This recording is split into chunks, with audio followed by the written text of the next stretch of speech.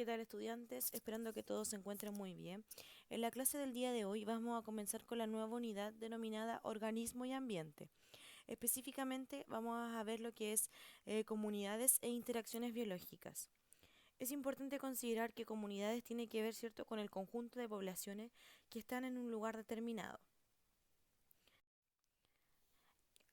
Lo primero que vamos a ver, ¿cierto?, el concepto de interacciones. ¿Qué son las interacciones? Bueno, en el caso de los seres vivos, ¿cierto?, se les denominan relaciones bióticas. Qué quiere decir esto? Que son todas aquellas relaciones, ¿cierto?, que se dan entre diferentes seres vivos, ya sea desde la misma población o de poblaciones distintas. Dicho de otra manera, de especies iguales o especies distintas. ¿Cómo definimos relaciones bióticas? Como el conjunto de seres vivos, dicho de otra manera, biocinosis, que habitan una región o territorio de caracteres climáticos y geográficos definidos, ¿ya? Este concepto tiene que ver con biotopo, ¿ya? Y que además que permite que nos relacionemos, ¿sí? Eso tiene que ver con las relaciones bióticas, ¿cierto? En todas aquellas interacciones que se dan en una región y en un territorio que tiene ciertas características similares, como por ejemplo clima y geografía, y que se van a relacionar entre ellos. Ahora, tenemos el primer aspecto, relaciones intraespecíficas. ¿Qué son las relaciones intraespecíficas? Tiene que ver con las relaciones que se dan entre individuos de la misma especie, ¿cierto? O sea, de una población determinada, ya sea de forma temporal o de forma permanente. Con respecto a estas relaciones tenemos dos tipos, aquella que es cooperativa y aquella que es competitiva. Las interacciones cooperativas tienen que ver con aquellas que son favorables, ya que existe un beneficio para el organismo en la obtención tanto del alimento como en la defensa de la especie, ¿ya? Entre ellas encontramos, por ejemplo, relaciones familiares, las gregarias, estatales, etcétera, ¿sí? Todo esto tiene que ver en lo que es formar ciertos conjuntos, ya sea, por ejemplo, de una pequeña familia hasta grandes sociedades, por ejemplo, una sociedad, en el caso de nosotros, una sociedad chilena, por ejemplo, ¿ya? Estas claramente tienen un carácter muy favorable porque permiten, en definitiva, que exista una protección entre los integrantes, ¿cierto?, de un grupo en específico, tanto además, dicho de otra manera, perdón, eh, como por ejemplo el tema de la obtención de alimentos, etcétera. Así es como lo que es todo es interacción cooperativa, siempre es considerada desde un punto de vista positivo. A diferencia, por ejemplo, de las interacciones competitivas, que claramente esta se considera como perjudiciales. ¿Y qué tiene que ver con esta?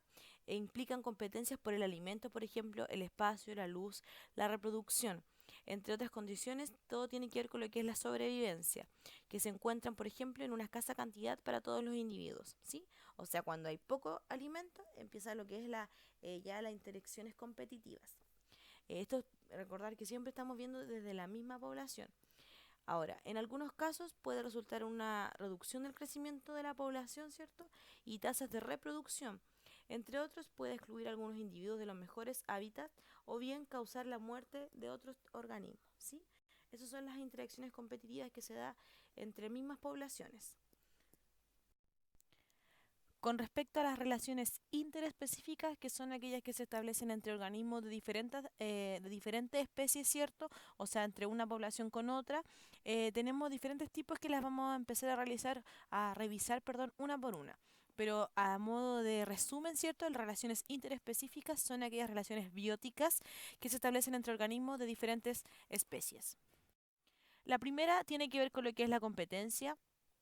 ¿Qué es la competencia? Cuando ambas poblaciones tienen algún tipo de efecto negativo una sobre la otra, especialmente a causa de entre especies con estilos de vida y necesidades de recursos muy similares. Un típico ejemplo es lo que ocurre acá en las poblaciones de paramecio que crecen en un cultivo común, con un escarabajo, ¿cierto?, que crece en el harina, con respecto a la competencia de la harina y del arroz. En la imagen que se ve acá es el típico ejemplo de paramecio.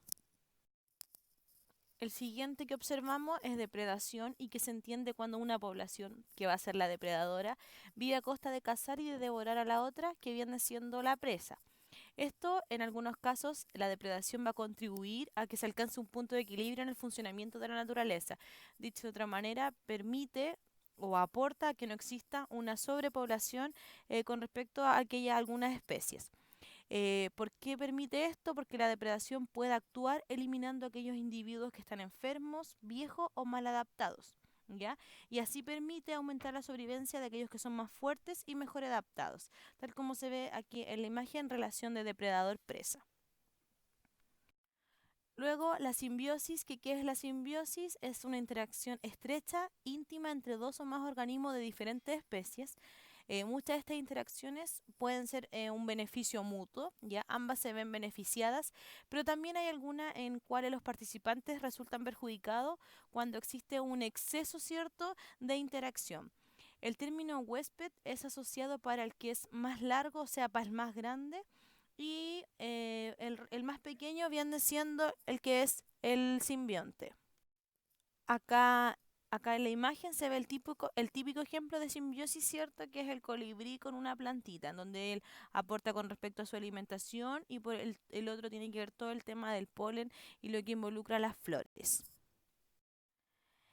La siguiente interacción es el mutualismo, que es o es un tipo de relación simbiótica en el cual ambos se ven beneficiadas, como por ejemplo el que se da en las arvejas con los porotos, ya en donde las bacterias viven nódulos en las raíces de estas plantas y van fijando el nitrógeno que va a pasar a la leguminosa y esta sí le proporciona un alojamiento y moléculas orgánicas a sus simbiontes, ¿ya? O también lo que ocurre con las micorrizas que corresponden a estas asociaciones entre hongos y las raíces, ¿cierto?, de un 90% de las plantas. El hongo aporta a la planta minerales esenciales que absorbe del suelo y que le brinda moléculas orgánicas que es producto de esta fotosíntesis. La presencia de estas micorrizáceas hace que la planta tenga más tolerancia al estrés ambiental como las sequías y las altas temperaturas del suelo. ¿Sí? Luego vemos lo que es el comensalismo y el comensalismo es el tipo de interacción que se produce cuando una especie se beneficia y la otra no se ve afectada. Así, por ejemplo, algunas lapas que viven sobre las ballenas, como se observan en la imagen, ¿cierto? En donde la lapa tiene un lugar seguro para vivir y facilidad para alimentarse de plancton, por ejemplo, mientras que la ballena no se ve perjudicada ni beneficiada, o también lo que ocurre con la rémora y el tiburón. Luego viene el parasitismo, que es similar a la depredación, pero el término parásito se reserva para designar aquellos pequeños organismos que viven dentro, es decir, endoparásitos o sobre ectoparásitos, de un ser vivo que es de mayor tamaño. Este se le considera como hospedador o huésped, ¿ya? Y este lo perjudica. En el caso del parasitismo, el parásito va a perjudicar a su huésped. La forma de vida parásita tiene un gran éxito, ya que aproximadamente una cuarta parte de la especie de animales son parásitas, y estas son ejemplos de las relaciones que tenían los mosquitos, las garrapatas, por ejemplo, los piojos, lampreas, etcétera. Tal como se ve aquí en la imagen, un tipo de parásito. Y tenemos el amensalismo, que es una interacción que se da cuando un animal es perjudicado y el otro no se ve afectado. El típico ejemplo, los arbustos y las plantas herbáceas, que cuando se dañan, ¿cierto?, debido a que las ramas caen de los árboles, o también lo que ocurre con el hongo y las bacterias. Para resumir, tenemos cuatro tipos de principales interacciones: depredación, mutualismo, competencia y parasitismo, en donde se visualiza en cuadrantes, demostrando que el mutualismo, ambas especies son beneficiadas. En el caso de la depredación, una es beneficiada y la otra es perjudicada. En el caso de la competencia, ambas son perjudicadas. Y en el parasitismo, una eh, es beneficiada y la otra perjudicada. ¿Cuál es la diferencia de la depredación con el parasitismo? Que en el caso del parasitismo el que es beneficiado es el organismo más pequeño, a diferencia de la depredación, que el que es beneficiado es el organismo más grande.